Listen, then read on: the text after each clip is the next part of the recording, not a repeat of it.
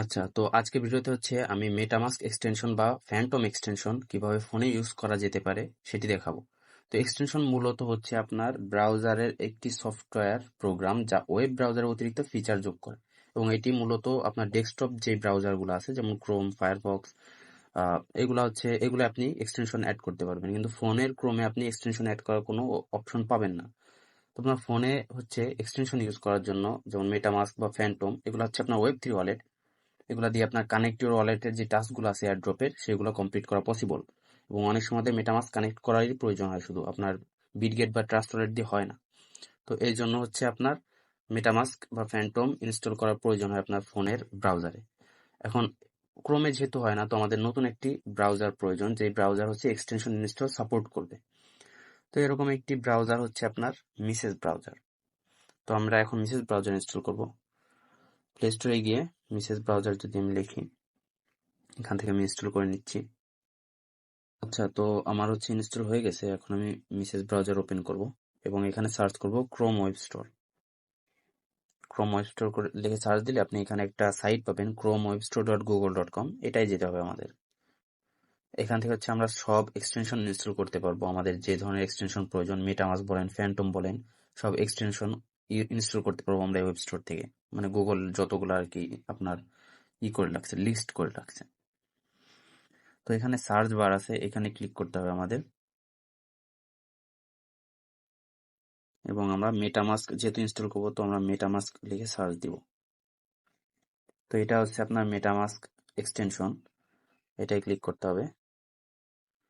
এবং এখানে add to Chrome নামে একটা অপশন পাবেন, জুম আউট করলেই দেখতে পারবেন অ্যাড টু ক্রোম নামে একটা অপশন আছে, ওইটাই ক্লিক করতে হবে এবং এখান থেকে ওকেতে ক্লিক করতে হবে।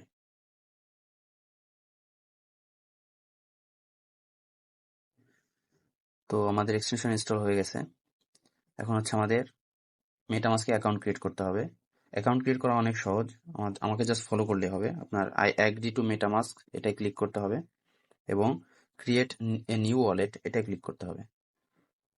এরপর স্ক্রল করে এখানে আই অ্যাগ্রিতে ক্লিক করে দিবেন। এখানে একটা পাসওয়ার্ড দিলেই হচ্ছে। আমি একটি নর্মাল পাসওয়ার্ড দিয়ে দিচ্ছি।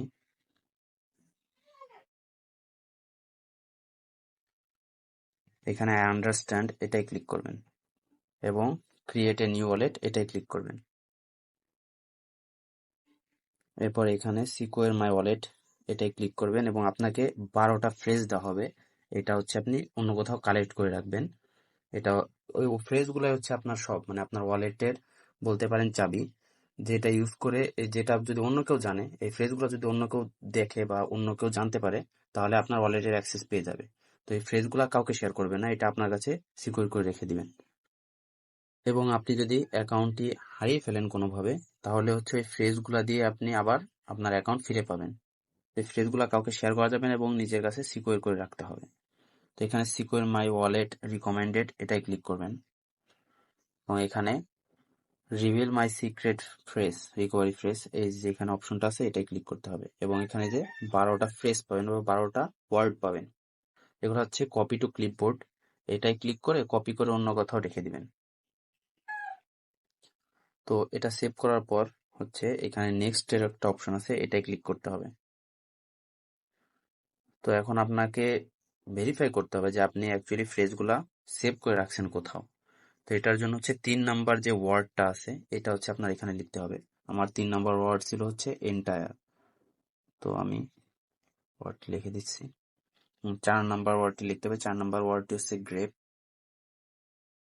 আর 8 নাম্বার ওয়ার্ডটি লিখতে হবে, এটা হচ্ছে ইগার।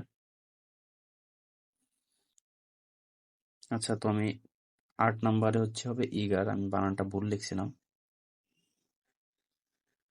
এরপর এই ফাঁকা জায়গায় ক্লিক করলেই হবে। এরপর হচ্ছে নিচে কনফার্ম এটাই ক্লিক করবেন। এরপর হচ্ছে ডান। আপনার অ্যাকাউন্ট ক্রিয়েশন হয়ে গেছে, আপনার মেটামাস্কে অ্যাকাউন্ট ক্রিয়েশন হয়ে গেছে।